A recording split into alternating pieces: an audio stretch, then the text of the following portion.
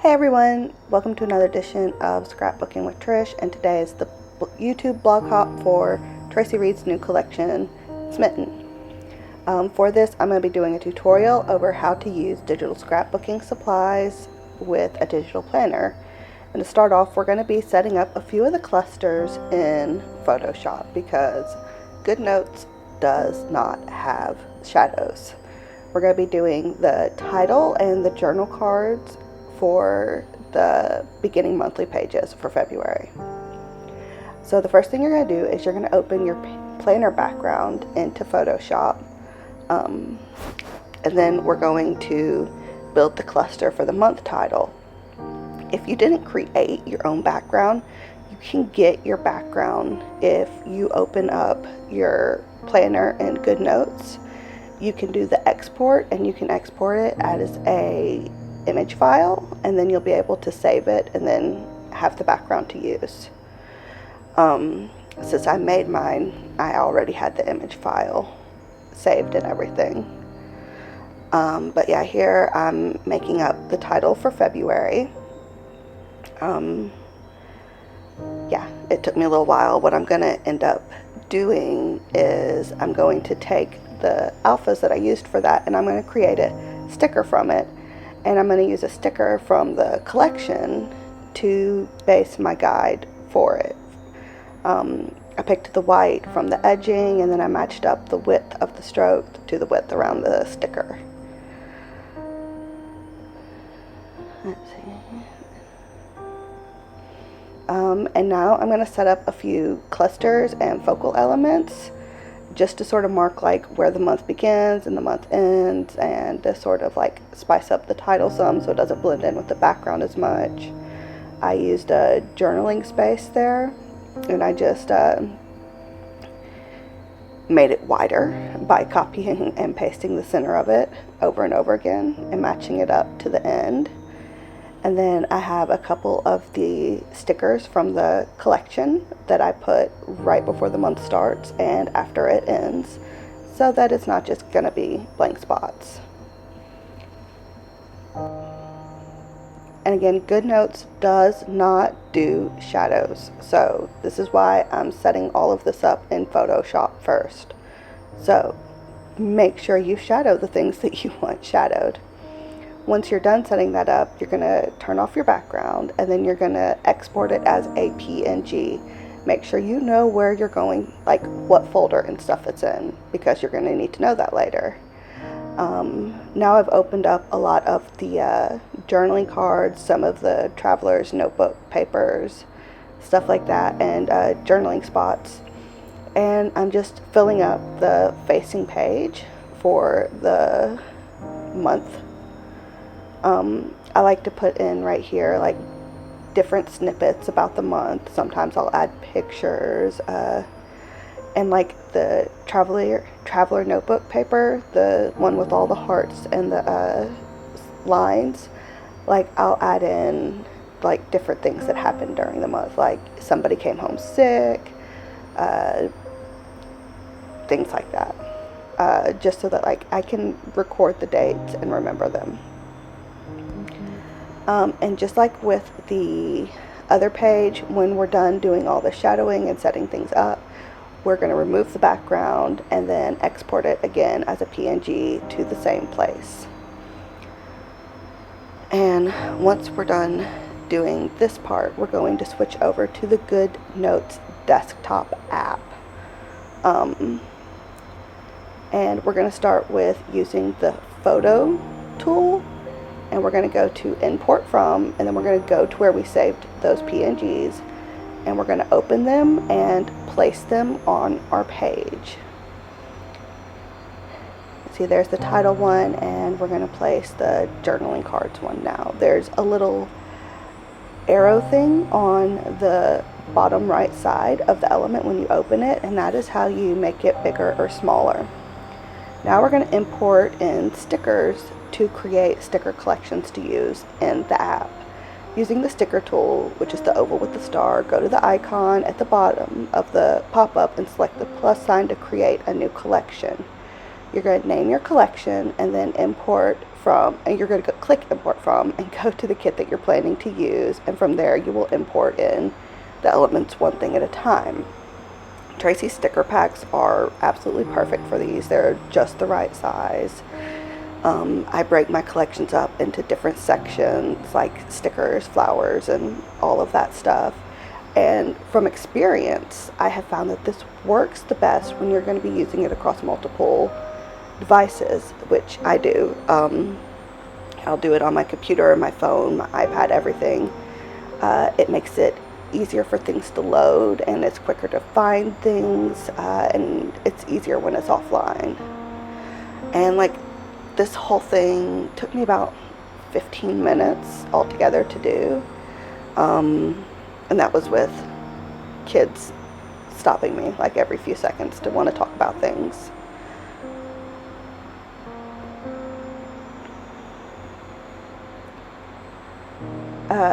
You don't, once you're satisfied with that, we're going to switch over to the iPad.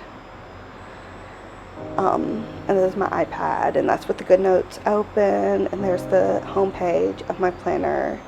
And then we're going to go to the month, and you'll see that the things that we put on there are still there, and the sticker collections are still there. And I'm going to show you, it's easy to add more stickers in, even from your iPad.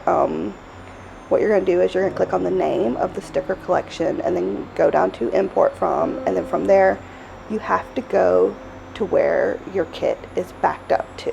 Like, I go to iCloud, desktop, kits, Traci, and then find the name of the kit, and you'll just bring everything in one thing at a time again. Technically, you don't have to do it this way, this complete way. You can start out in the iPad and create your collections with the iPad. If you don't have a computer, you just have to be able to have a way to download your digital purchase onto your iPad and then to unzip it. I know there's a way to do it. I just don't ever, whenever I have something that I need to download to my iPad, I download it onto my computer first and then wait for it to back up to the iCloud. But it can be done completely on the iPad. You just won't have the step where you are being able to do it through Photoshop to add shadows first.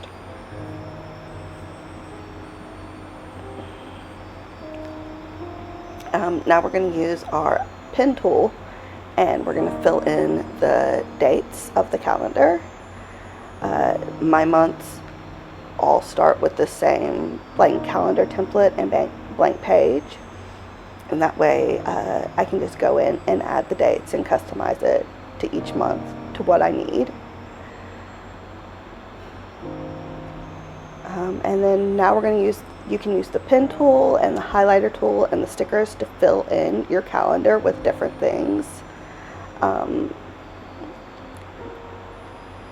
Again, the stickers do not have shadows, which again is why I create the bulkier clusters in Photoshop. I feel like I say that over and over, but I mean, I've had people ask me over and over when I've done stuff in GoodNotes, how did I get shadows? And I'm like, I did that part in Photoshop. So just, again, there are no shadows, but it still works fine. That's why the stickers are great, because they have the flat look, and stickers a lot of times naturally don't have a ton of shadow anyway, unless they're like puffy stickers. And this is also why I adore using the sticker packs.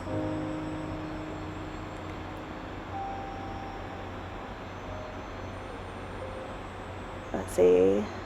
Yep, now I'm filling in appointments and stuff like that. We have a lot of appointments this month. Well, I say a lot, not a lot. It's a lot.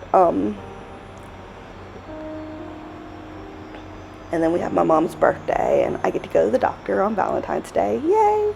Fun. Not really.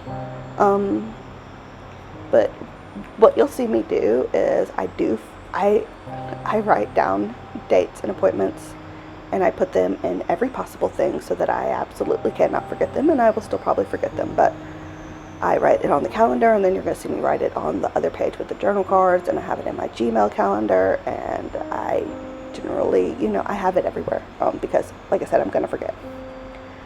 I'm filling in this little space where the month hadn't started yet with one of my favorite quotes from the Clockwork Princess book. And it's, I feel like you can look inside and see all the places that I am odd and unusual for you are odd and unusual in the same way. It's something like that. It's very close. But yeah, it's gonna finish filling in. One thing to know is that you cannot rearrange your layers once you place them down. So like if I had decided that really I wanted the red journaling spot to be under the pink one, I would have had to delete the pink journaling spot and then place down the red one and, you know, start layering that all up over again. So it's very important that you sort of get an idea of how you want to do your layers before you start, or you're going to find yourself going back and deleting things over and over. I'm going to throw in a couple of other elements right there, just some other little cute stickers. I love this kit so much. I love teal and red. They are my favorite color combo. And then I'm going to, this is a paint element actually, and it sort of looks stamp-like, so I still brought it in because I thought it would work nice, and it did. But now we're going to do the same to the other side. You can see this is how, like, you can adjust the color of your highlighter and your pen. You can even adjust the size of it. There's 3 default sizes. And I don't think I show it in this, but like if you click on it after it's already selected, you can actually choose to make it bigger or smaller with a slider. These are just the 3 default sizes. And again, like, see, I said I was going to put the appointments multiple times, and there you go, appointments multiple times. I said that I was going to be using the traveler note paper spot as a thing to mark down different things that happened during the month, and so I used the everyday moments sticker and the arrow sticker to sort of point down to it, so I know that I'm going to fill in there. I'm using the picture tool to add in one of my favorite pictures of my son from February of 2021, just because it feels really weird to know that there's not going to be pictures of him from this month. So I wanted to make sure that he was still in there. And if you didn't know this, when you're on pictures, you can search based on a person's name. If you have the different picture profiles set up in photos on your Apple stuff. So I love doing that. So all I have to do for him is just type in Ryan, and it gives me all of the pictures of him. You can see here that I'm moving the text that I did. There's a lasso tool, and if you double click on it, it has different options. And if you make sure text is selected, it will move only text.